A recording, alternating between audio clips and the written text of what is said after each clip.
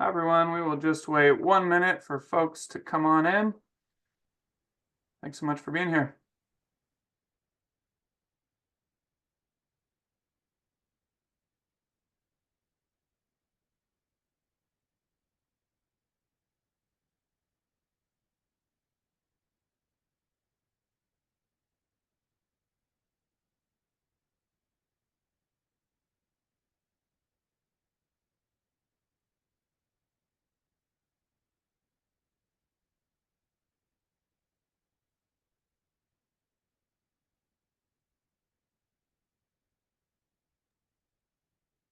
All right, I see folks are rolling in, so let's get started. Welcome, everyone. Thank you so much for being here today. My name is Keegan McChesney. I am a Senior Program Officer for Housing here at Rural LISC. Since 1995, Rural LISC has been working with communities across rural America to create great places to live, work, and innovate. To achieve our mission, we work with partners across the country, more than 150 community-based organizations, to identify challenges and opportunities to uplift and transform places through integrated strategies and programs focused on comprehensive community development.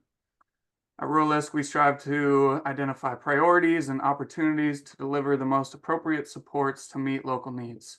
We deliver a wide range of services, including trainings, technical assistance, and financial support to help rural communities thrive, which is why we created this Raising the Roof webinar series, recurring sessions of conversations with subject matter experts focused on sharing best practices, trends, and innovations in rural housing. So thank you so much for joining today's sessions, where we will cover the status of key bills and funding levels for federal rural housing and community development programs, with a focus on the Rural Housing Service Reform Act. I'm joined today by experts from LISC's policy team, staff from Senator Smith and Senator Round's offices, and Rural LISC partner Grow South Dakota. This webinar will conclude with a Q&A session, so please submit your questions through the Q&A function throughout the conversation. This webinar is being recorded and will be posted to LISC's YouTube page, so you can send it to all of your friends in the coming weeks. So without further ado, I will now pass the mic to my brilliant colleague, Matthew Josephs, Senior Vice President for LISC Policy. Thanks, Matt. Brilliant colleague. I'll take that as an introduction. Thanks, Keegan, and hi, everybody. We'll look forward to this conversation. I'm going to share some slides if you give me a minute to get those set up.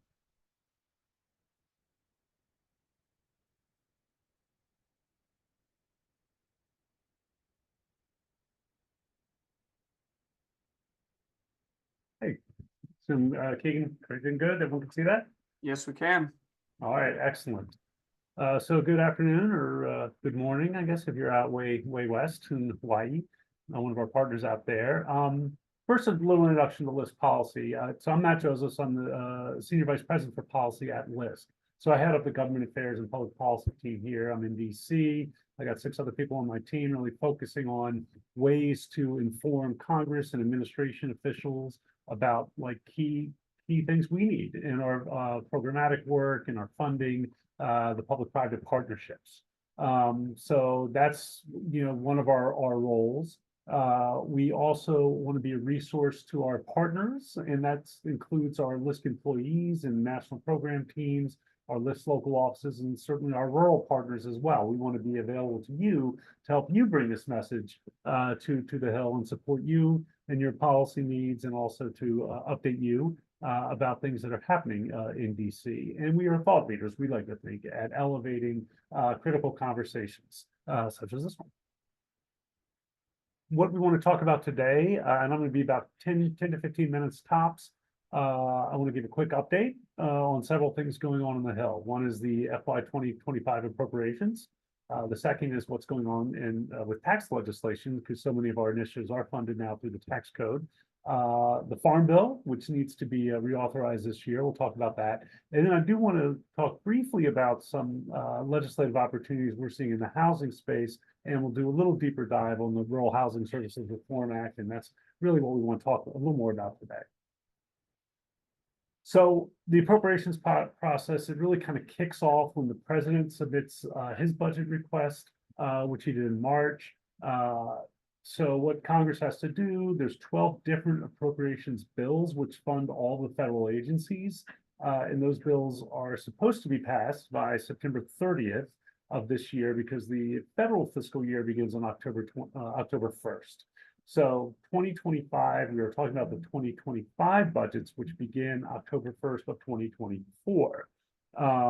The House Republicans have aimed to finish all of the what we call the markups of the bill. That's when they come through the Appropriations Committee, and you can actually see which where they indicate they want the programs to be funded at. They want to do by August.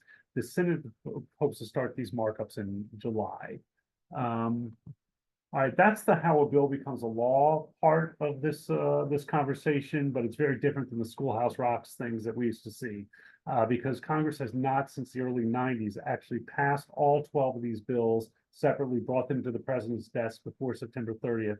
So invariably what ends up happening is they kind of package a bunch of bills together, usually after the fiscal year has ended or the fiscal year has begun, so they get what are known as continuing resolutions. So the idea is that they want to, pass continuing resolutions so they can at least fund them at last year's level while they figure out what to fund them for next year. And this year is particularly complicated because there's a split, body. The House Republicans control the House, Democrats control the Senate and the presidency, and there's a lot of distance between what they'd like to do. And even though there was kind of an agreement in place that was agreed to last year, that would basically limit the growth from 2024 to about 1% in 2025. The House wants deeper cuts than what they previously kind of discussed and agreed to with Leader McCarthy at the time. So now the House Appropriations Committees, they've released what their top line figures known as 302Bs, excuse me, 302Bs, and they're in place, and they're anticipating about 6% cuts to the domestic discretionary programs. And those are the things that fund HUD and the CDFI fund and a lot of the USDA programs. So those are pretty big cuts. The Senate hasn't released their March yet, but from what the House is presenting, there's going to be some tough negotiations. And we'll give you an example. Here are some of the key programs that we're tracking. The HUD bills have not come through a markup yet. That's why I put TBD. But if you look at like the home program, for example, the 1.25 billion was already a significant cut from 2023. It was 1.5 billion then. So we're already operating in a deficit, and the administration hasn't asked for an increase there yet. CDBG, there's been a cut to that program, the administration's request. I can only imagine the House is going to come in even lower. The CDFI fund has come through the House subcommittee, and it's gotten a pretty significant cut from 324 to 276 million. And then you can look almost across the board at the ag figures, and you're going to start seeing some pretty significant cuts to some of these smaller programs in the House bills. And again, these bills have already come through committee, so presumably that's what is going to be coming to the floor for votes, something around that number. Again, we don't have any idea what the Senate's going to do. They're going to start marking these up in September, but there's going to be real fights over the appropriations here. How about on the tax side? There was tax legislation passed in December in the House that was trying to create extensions for the child tax credit, for example, and some expiring business provisions. So the Democrats and Republicans, the Democrats in the Senate, the Republicans in the House had kind of come to an agreement on what these could look like, and the House voted the bill on the floor. It went overwhelmingly, had 350 votes in favor. Very bipartisan. And most importantly, for some of our advocacy work, there were two provisions related to the low-income housing tax credit that were actually included in that package. The whole package is about $80 billion, which sounds like a lot till I get to that third bullet. So hold on tight. So we really want to see this bill cross the finish line in the Senate, but it's uncertain. Senator Schumer said as recently as a couple of days ago, yes, we are still interested in this, and we're going to try to figure out a path to bring it to the floor, because it does have these two provisions, one which would increase an expansion to the 9% credits to the states. They'd have a 12.5% increase in the 9% they can dole out. It would also create a provision that would lower the requirement for 4% credits that have to be tagged with private activity bonds. The bond financing would be lowered from 50% of the total project to 25%. So very important in bond constrained states. And these two provisions create 200,000 more units of housing. So these are critical. We really want to see the Senate pass this bill. But the bigger package, the thing we're all kind of starting to do our dance around, is 2025. There's going to have to be regardless of who wins these elections, whether the House or Senate flips, there's going to have to be a big tax bill because a lot of tax provisions from 2017 are going to expire. So, and this is a package, we're talking about $3 to $4 trillion potentially of costs. So this 80 billion package just pales by comparison. And so in this package, we want to do some broader enhancements to the low-income housing tax credits. We want to make new markets tax credits permanent. Those are set to expire in 2025. And we want to really enact a Neighborhood Homes Investment Act, which creates a tax credit for single-family home development and rehab in distressed communities. And we all know in many rural communities in particular, that's the predominant housing stock is single-family. So we really think this tool is going to be really valuable in rural communities. So we're really pivoting. We have a bill that's been introduced. It's got close to 100 co-sponsors in the House, 16 in the Senate, and we want to keep pushing for co-sponsorship in preparation for 2025.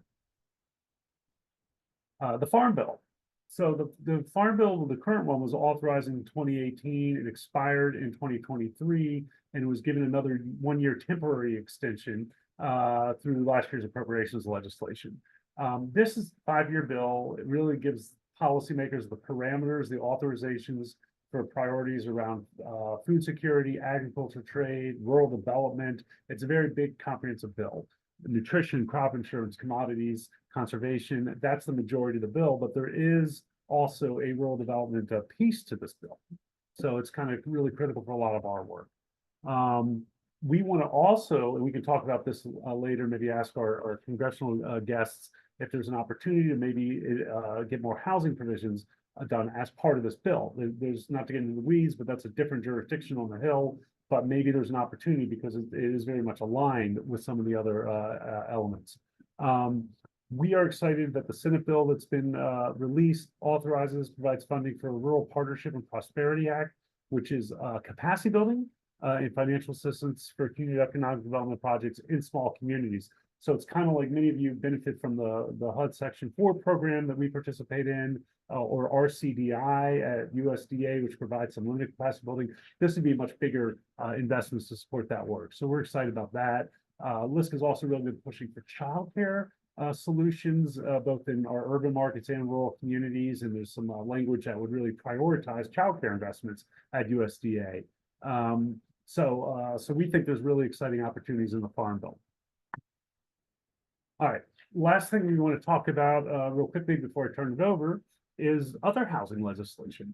So the Senate Banking Committee, which has jurisdiction over HUD and housing programs, also the CDFI fund, has had multiple hearings on affordable housing. It's really, I think we're at a point where it's getting a lot more energy and attention, affordable housing, and throughout the country than really I've seen in my dozen years here at LISC. Bills that are bipartisan are going to have the highest likelihood of moving forward. The best one we think that has the most potential to kind of lead and maybe have some other bills tag on it is this Rural Housing Service Reform Act. That's S 2790, and thank you, Senator Smith and Rounds, for introducing this legislation. Currently, unless it's been updated, it has 12 co-sponsors, bipartisan, all on the banking committee. I mean, literally, if the banking committee said we wanted to have a vote to move this bill, it would move. So we really want to get that. And again, I'll turn over to my experts to talk more about that potential. A few others I'll just name check. Whole Home Repairs Act would provide funding, one-stop shopping for single-family home repairs. So that's an interesting idea. Senators Fetterman and Loomis. Reforming Disaster Recovery Act. So this would create a permanent CDBG disaster recovery program, make that much more efficient because that's often the first resources that hit the streets outside of FEMA, really before SBA assistance and everything can come in. So we want to make that program more efficient at HUD. The Helper Act would create a homebuyer program for first responders, whether it's teachers, firemen, policemen in communities. I think that's a great idea. Helping More Families Save Act is for kind of like a family self-sufficiency type program to allow families to really save money while they're in assisted housing. And then there's other legislation, Housing Supply Fund, home reauthorization. All these are really important pieces of legislation that potentially could be a part of a big package. Okay, so the Rural Housing Services Reform Act, and again, I'm going to defer to the experts, but we're going to just kind of give you a broad overview of what's in this legislation. It includes both multifamily and single family pieces. Most importantly, I think it decouples the vouchers that are provided for like 515 housing from the 515 housing. So if you've opted out, if the property no longer is part of the 515 program, it could still receive vouchers, and that's huge for preservation of affordable housing. It allows for some adjustments to the voucher amounts if there's changes in income. It authorizes a preservation revitalization program and technical assistance. Again, the decoupling I mentioned, and it also provides funding for technology upgrades for multifamily housing. On the single family side, it doubles the loan amount to be secured by mortgage property. There's a native CDFI relending program. So this has been a pilot program. They want to make it permanent so that native CDFIs can do the lending instead of USDA, and they know those communities really well. So we think that's a great model as well. That's a part of that. That was the high level overview, Keegan. With that, I'm going to turn it back to you. Fantastic. Thank you so much, Matt, for that overview. Always appreciate your expertise and clarity. So thrilled, really grateful to have staff from the two bill co-sponsors here with me today. So really excited to introduce Kathleen Gale, Economic Policy Advisor for Senator Mike Rounds, and Adam Schiff, Agriculture Legislative Assistant for Senator Tina Smith, to talk through the RHS Reform Act and give us some more information about it. So I'll pass it over to you, Kathleen and Adam.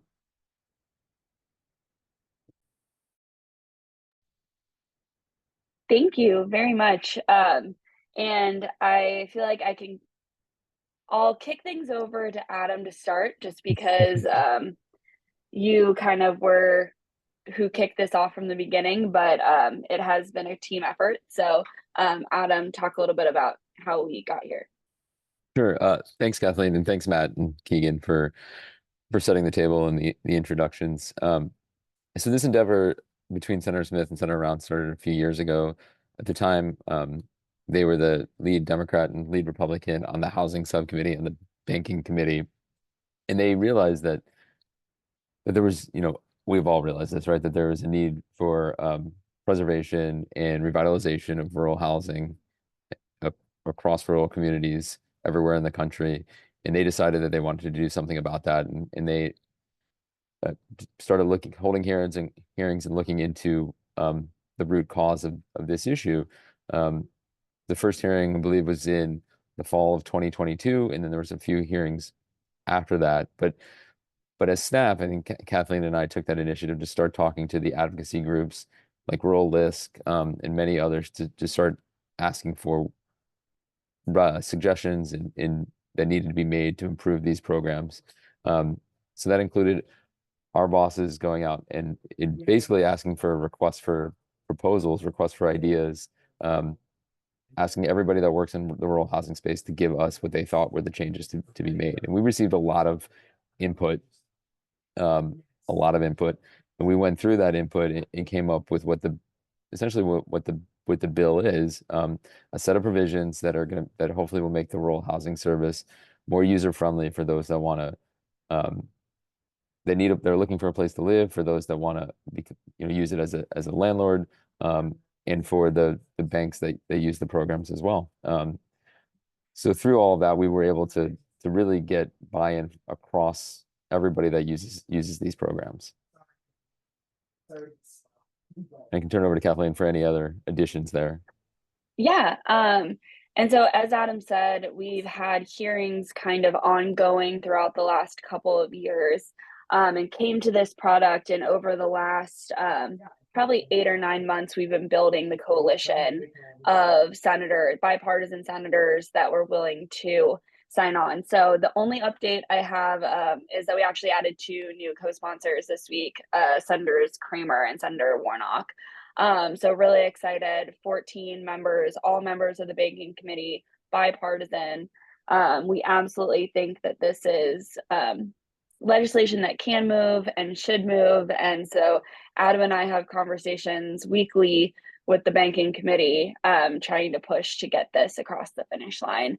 We were really excited to have a House champions as well too. So we've got Representatives Luke DeMeyer and Cleaver, who have championed this effort over on the House side. And so we're trying to move this legislation forward.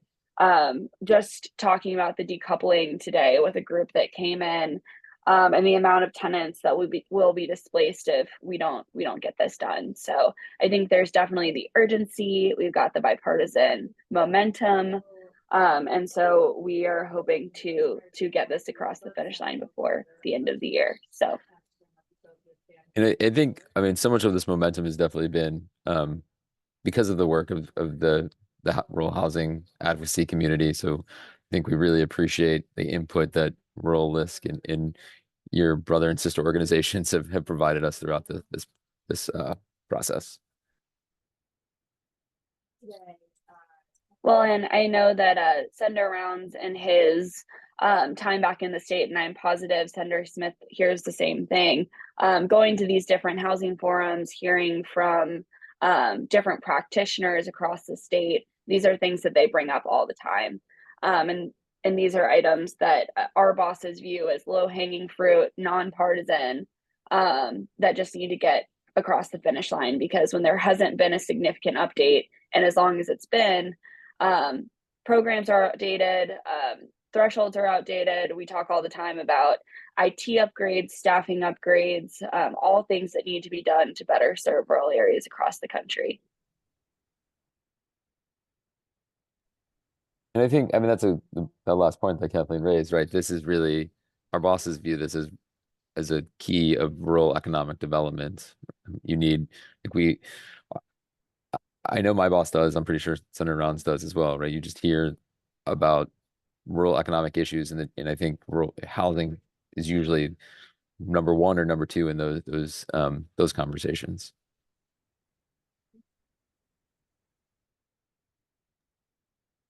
Wonderful. Well, Matt, did you want to chime in?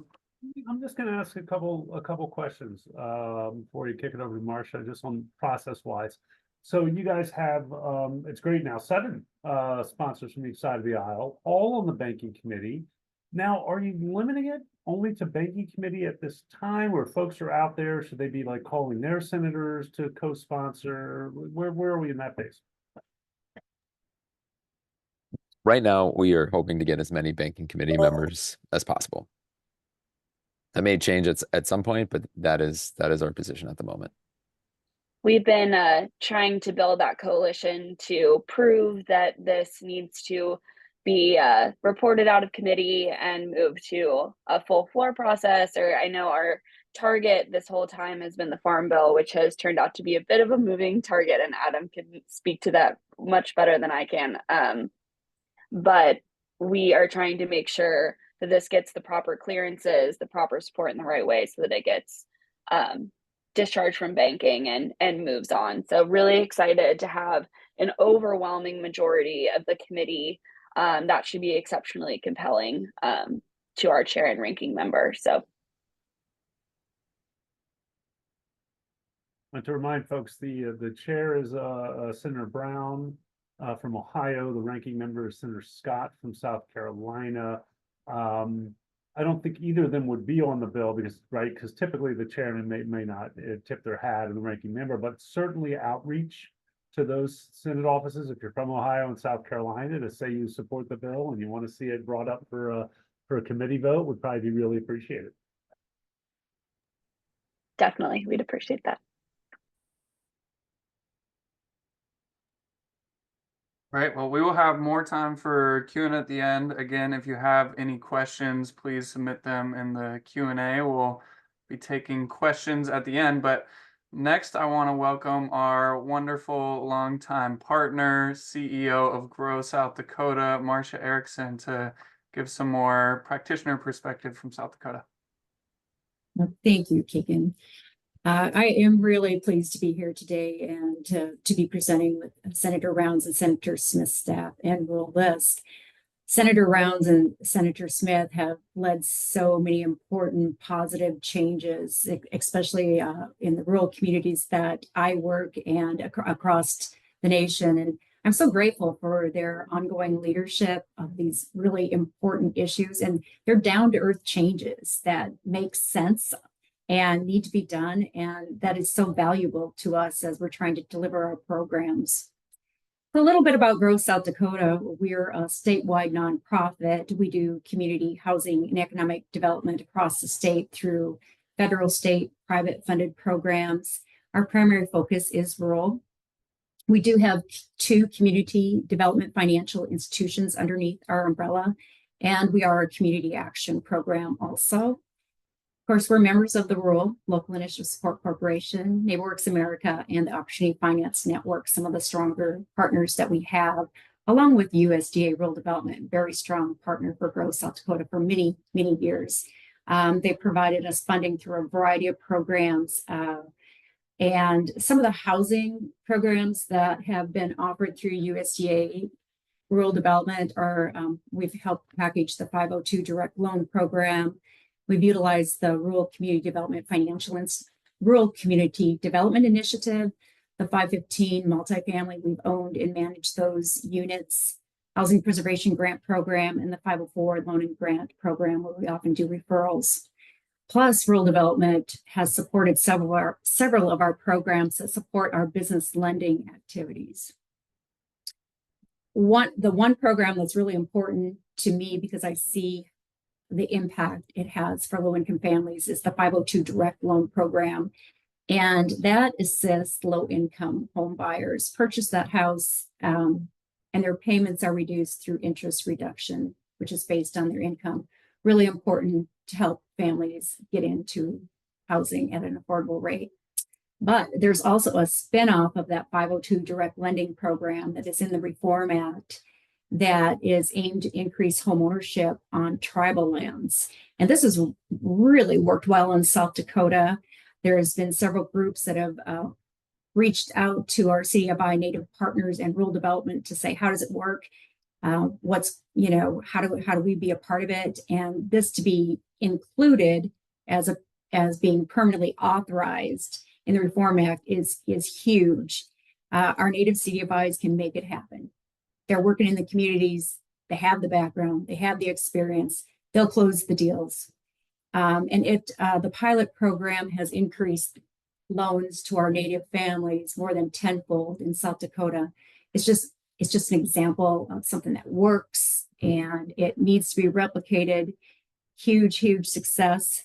And there's lots of positive energy around the program. So I was so happy to see that in the bill that's proposed.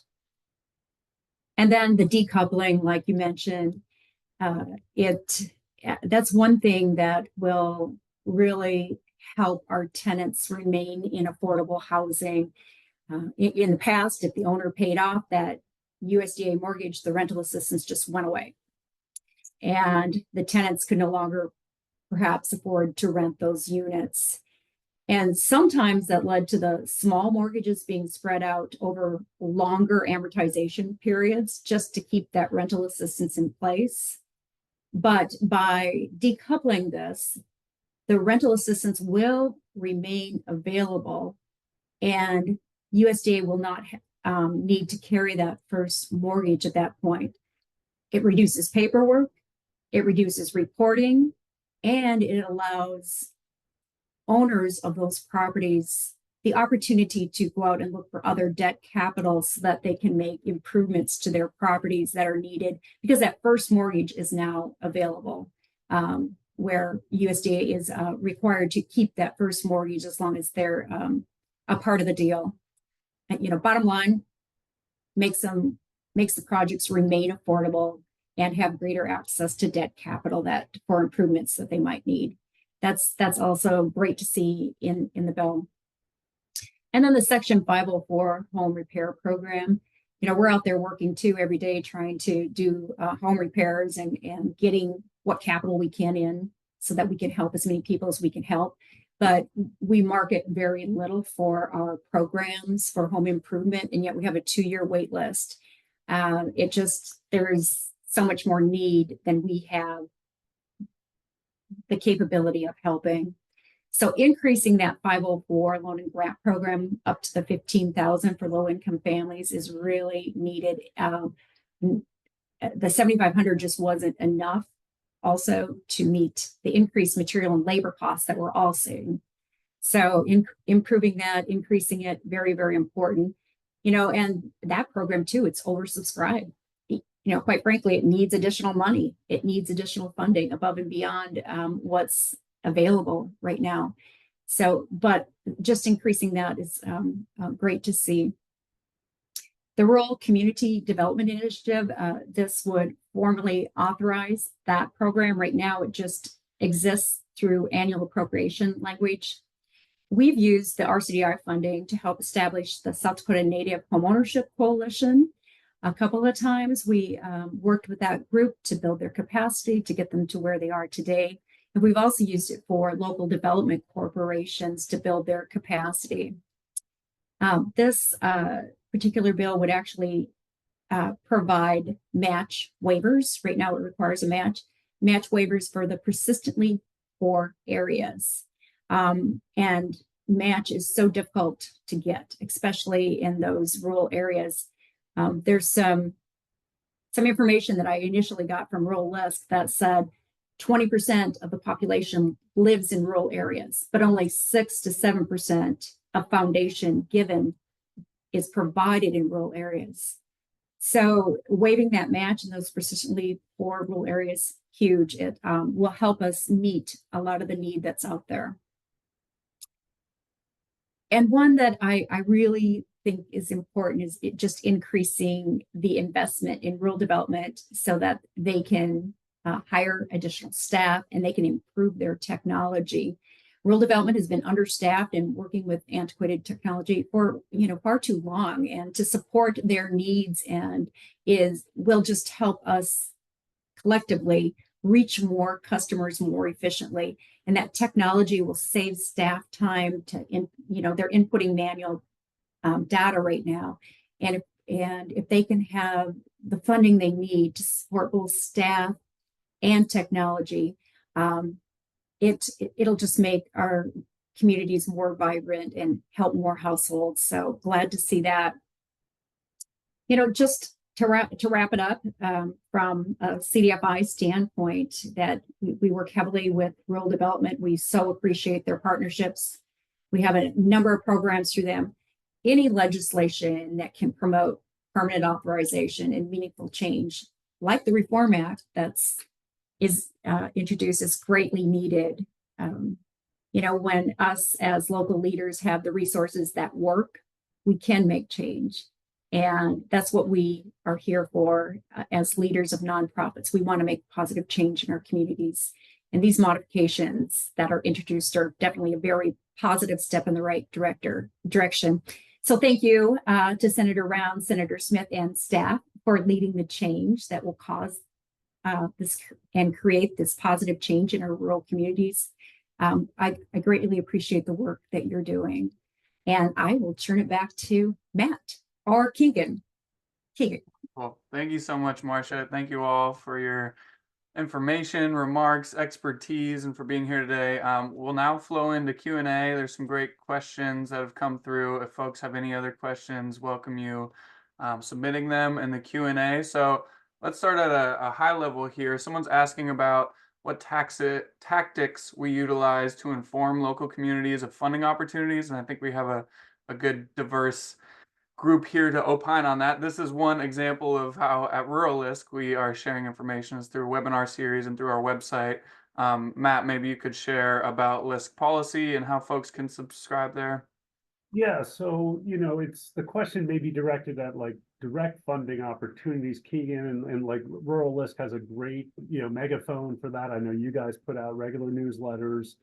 informing folks when things like opportunities for Section 4 funding come around or RCBI. For me, it's more about we want to inform advocacy opportunities. So we also use our megaphone to really encourage folks to weigh in with their legislators on things like the Rural Housing Services Reform Act, like we're doing today, or maybe the Section 4 program. We do sign-on letters, and I know most of our rural partners are always signing on those letters and uplifting their support. Sometimes for the CDFI program, we'll also circulate sign-on letters. So yeah, LISC through our communications channels, National LISC has about 20,000 people that subscribe to its messages, probably closer to 30,000. And that's how we tend to get the word out. But I would also, yeah, toss that same question to our friends on the Hill, because I know that they are also putting out opportunities now with direct congressional directed spending and things like that. So I'll let you guys weigh in on how you get the word out to your constituents. Sure. I can go first. Marcia's a great example because we've worked with Grow on requests like this in the past, and just working kind of in lockstep to learn about opportunities in the state that may need some funding attention. But so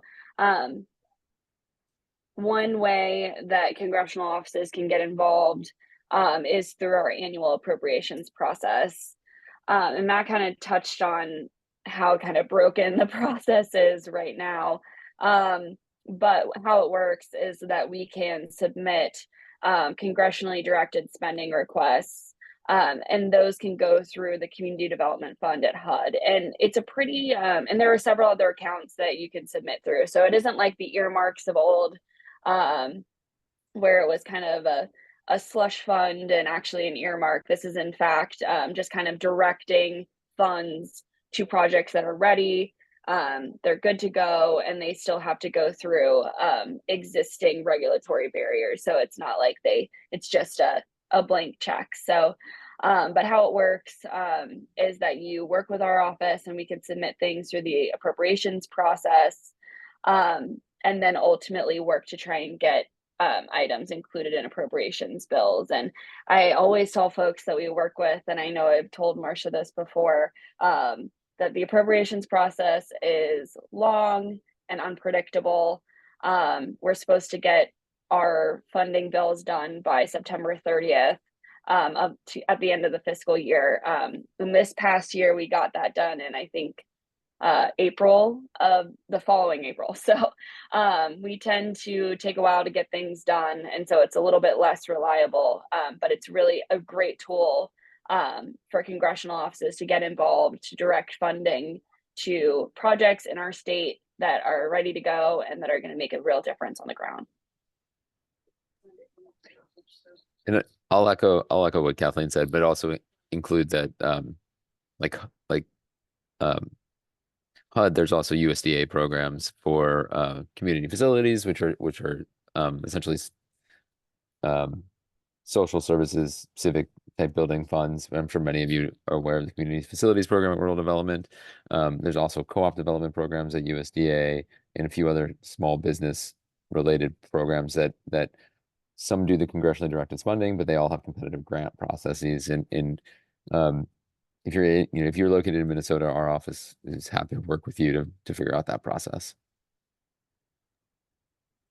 And I can add to that. I was just at a meeting with Rural Development, and they encourage, call your state office, look at I see you shared the website, look through the website, but they're always open to conversations.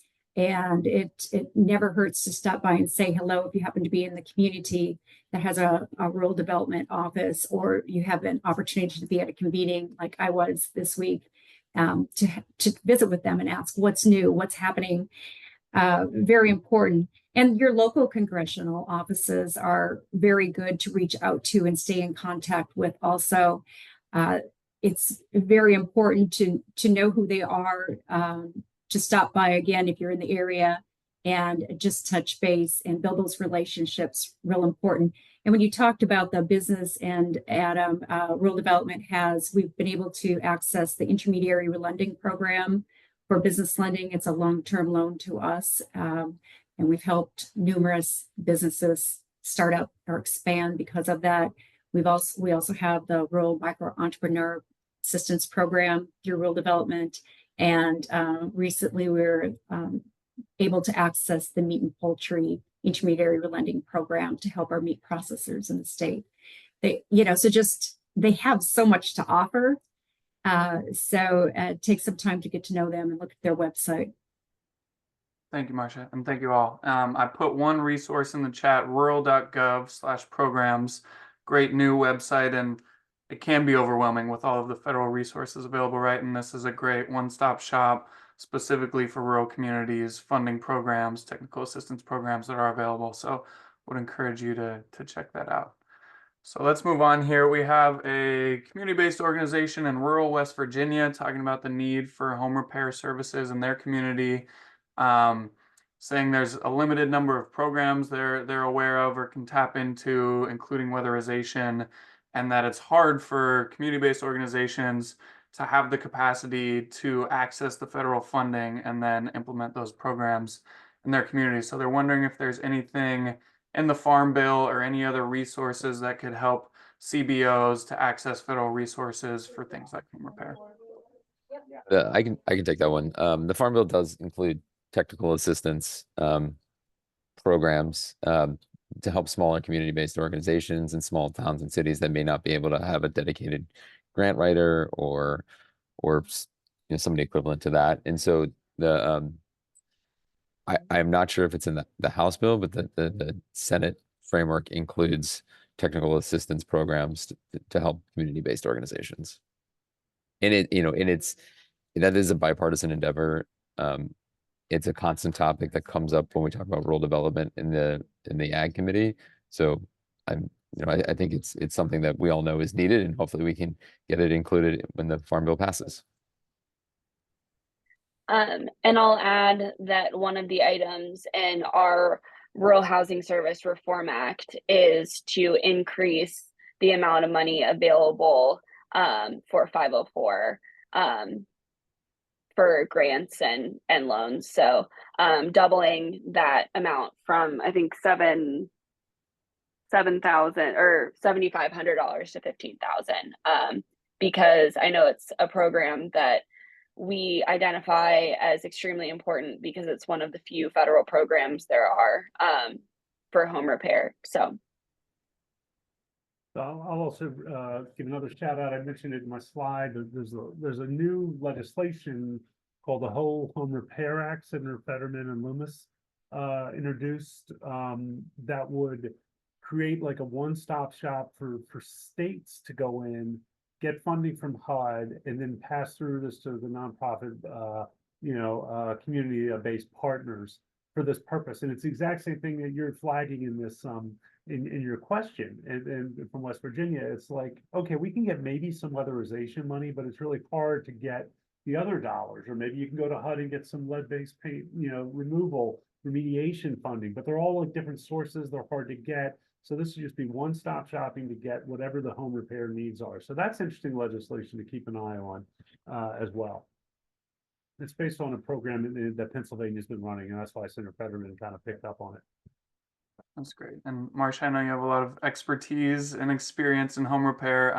Before you weigh in, there's one more tool I put in the chat. Our partner, Rewiring America, part of the Power Forward Communities Coalition, which LISC was funded through the Greenhouse Gas Reduction Fund.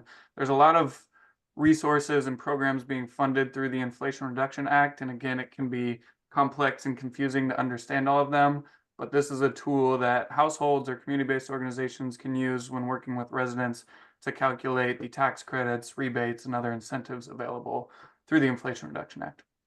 And Marcia, anything else to add? Marcia, real quick technical point, Keegan. I'm not sure if everyone out there can see what you're popping in the chat versus the Q&A. In my chat, it just says hosts and panelists only. But maybe if someone out there can confirm they can see it, you may have to just pop them into the Q&A for everyone to see it. I'm not sure, but just in case. Sorry, Marcia. Thank you. Good to know. I'll just add one thing.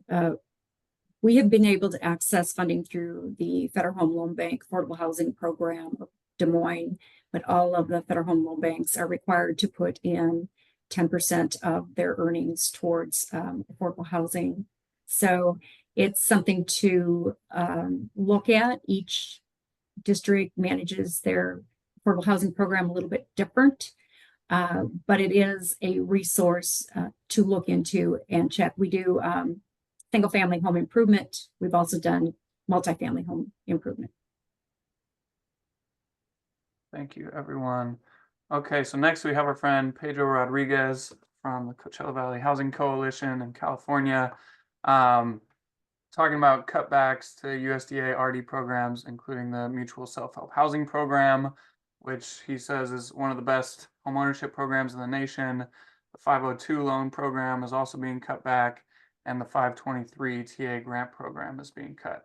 And just wondering if any of you could speak to some of these cuts and opportunities to maybe address them.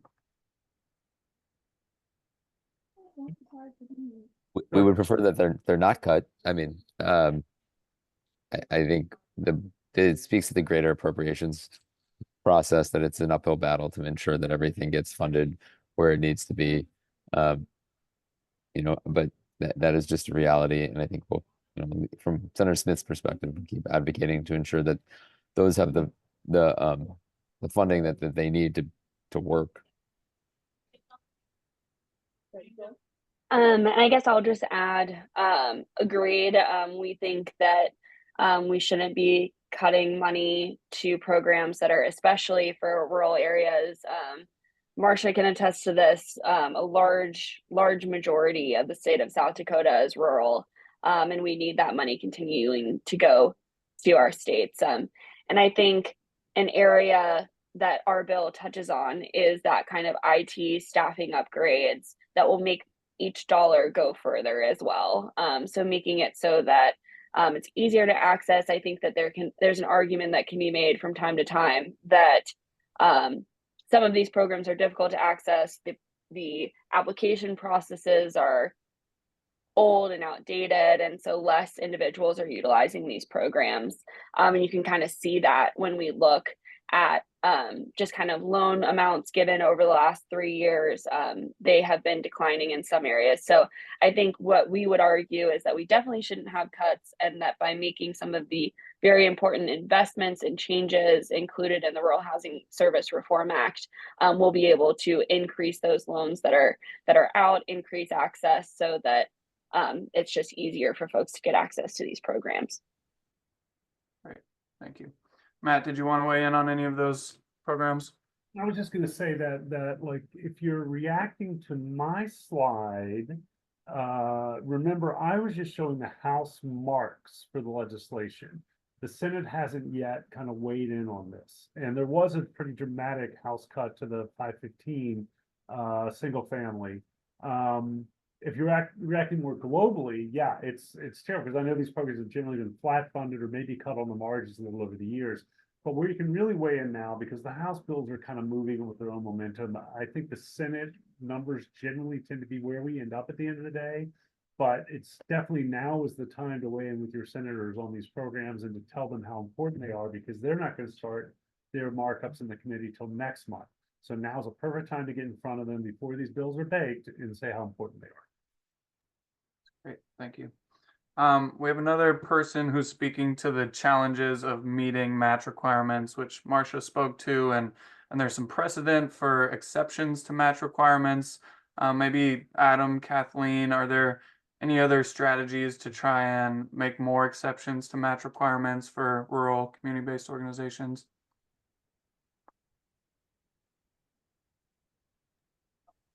I'll point back again to some of the TA provisions that we have.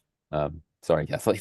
I'll point back to some of the TA provisions that we have in the bill, and that are in some of the Farm Bill proposals that are out there, and hopefully, without fully knowing what they are in the Farm Bills, because we haven't seen full language yet, but we know that they're in there, and I know that the message of match requirements has gotten to the people that are writing those bills, and so hopefully they will take those concerns seriously as they draft the text.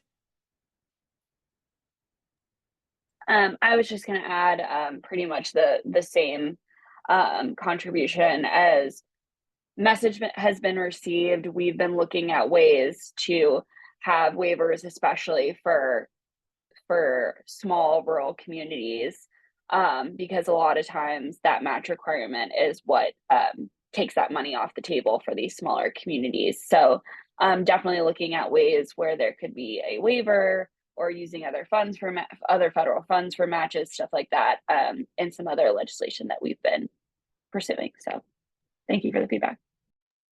That's great. I- Thank I can just add to that when you have the opportunity and you've been reached out to from your congressional staff, take the opportunity to give them that type of feedback, because they do listen, they do care, they do want positive change. So when you have those opportunities, bring forth what you're seeing that are hard challenges in your community. Thank you, Marcia. I had a question. I want us to zoom in a little bit more on the decoupling strategy and how important that is. According to Hack Research, since the program's inception in 1963 until it stopped supporting new properties in 2012, the Section 515 rural rental housing loans have financed nearly 28,000 rental properties containing over 500,000 affordable apartment homes across rural America. And there's at least one USDA Section 515 property in 87% of all US counties. So a vital housing source, affordable rental homes in rural communities that is so vital. But the stock is aging, it's in need of repair, and at risk of losing affordability restrictions. And there's an estimated $30 billion needed to preserve 80% of the existing Section 515 portfolio. So I'd love if any of you could speak to just the importance of this decoupling strategy, maybe a little bit more about how it works, and any other ways that folks could help support this vital bill.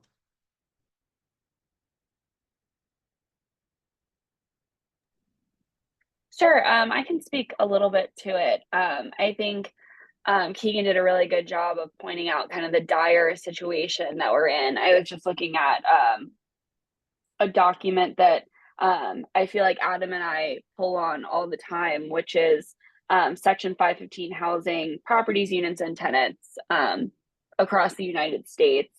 And almost 500,000 tenants will be displaced if we can't figure out a way to keep these 515s in the program. So I know we talk about this all the time. This feels like a critical point we've known for a while that we're kind of heading towards, as we've been trying to come up with different solutions for the problem of having rental assistance and an active loan combined. So I think decoupling is a major provision that needs to happen, and that we've been constantly communicating with our colleagues on the banking committee and in other offices of the importance of what will happen if we don't decouple and develop incentives to keep properties in the program and keep individuals housed, especially across rural America, where there aren't other options in these communities for affordable housing, but also for farm laborers as well. So I think that's a huge component to this problem. So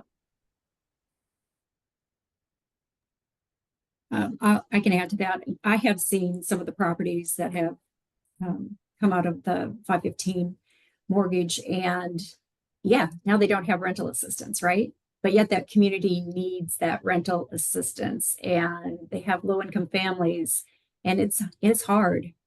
It's hard to find something else in our rural neighborhoods. So this is good. This is a good positive change, and it's also, looking at the properties that I'm aware of, it's hard to cash flow major improvements, but yet a lot of times you can't necessarily get the capital you need to make the improvements either. So this is a definite positive step.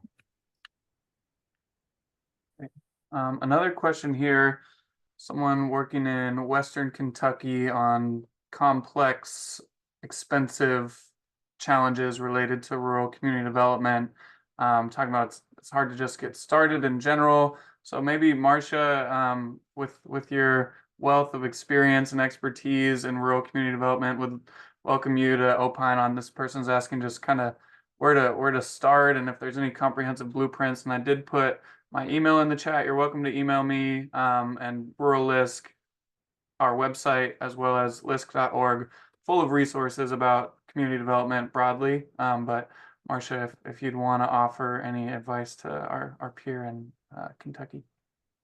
Yeah, I don't think there's any magic wand, unfortunately, but you just have to start with one deal at a time, one project at a time, and then build from there. Our organization over a period of years has, built upon successes. You get one success and you learn from, failures also. Get one success, you build on it. You grow from there, and you maybe find a niche initially, and perhaps you can spin off and do additional things once your capacity is built up. That's great. Thank you. And I will invite everyone to join Rural LISC's annual seminar in Little Rock in December. A great place to meet with folks like Marcia and Matt, and hear all kinds of different strategies, best practices, and folks working in rural community development across the country. Matt, did you want to weigh in?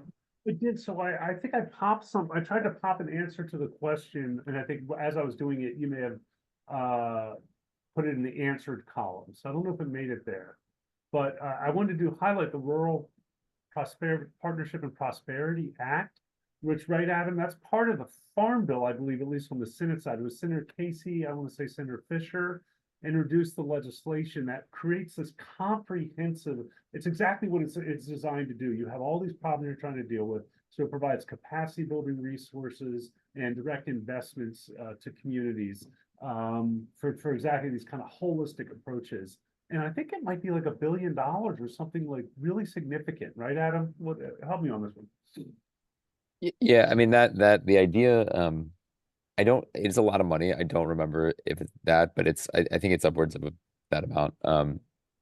I mean, the idea of that bill in particular has really come from you all working in rural communities, saying these are the issues that we're facing when it comes to accessing federal dollars.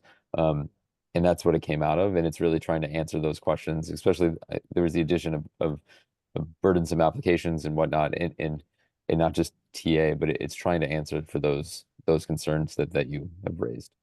And I think like the most important thing about it is a bipartisan initiative that we have all recognized is needed. All right, one final question here. Community-based organization that has smaller size budget of around 400K, but saying there's a lot of programs that the minimum appropriation or allocation is larger than their annual operating budget. So I don't know if any of you have advice for smaller community-based organizations and maybe programs they can try to tap into to grow their capacity. And yeah, go ahead. I actually think that was probably in response to when we were talking about congressionally directed spending, guys, because that's a really good point. Like the grants tend to be at least 500,000 or larger. So maybe consortiums. I'll let you all speak to that. For congressionally directed spending, we wouldn't do something that large. I would say the average is $1 million or less, but we can ask up to, whatever amount that we need.